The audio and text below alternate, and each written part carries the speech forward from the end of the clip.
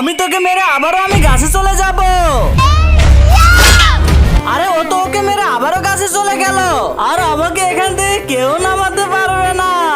আমি যাচ্ছি ওকে নিয়ে আসতে। আরে না, তুই যাস না, তোকে মেরে ও আবারও গাছে উঠে থাকবে। আমি যাব ওকে ধরে নিয়ে আসতে। হ্যাঁ যা, কিন্তু কোনো কথা বলিস না।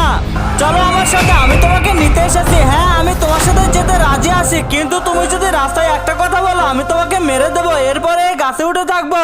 হ্যাঁ আমি জানি রাস্তায় কোনো কিছু বলবো না, কিন্তু তার আগে তোমার কাছে কোনটা সব থেকে বেশি দামি, এক বস্তা টাকা নাকি মা বাবা? যদি মা বাবা হয় ভিডিওতে একটি লাইক করে চ্যানেলটা সাবস্ক্রাইব করে দিও। লাইক সাবস্ক্রাইব যদি তুমি না করো তাহলে আমি বুঝে নেবো তুমি মা বাবাকে একটুও ভালোবাসো না। এই তো আমি সুযোগ পেয়ে গেছি।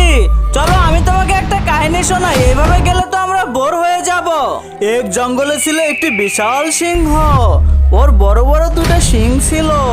ও জঙ্গলের সব ঘাস খেয়ে পরিষ্কার করে ফেলতো। আরে এটা কোনো গল্প হলো? সিংহ কোনোদিন ঘাস খায়, আর কি ওর বড় বড় শিং থাকে? এই তুমি ভুলে গেছো, আমি তোমাকে মেরে আবারও গাছে চলে যাব।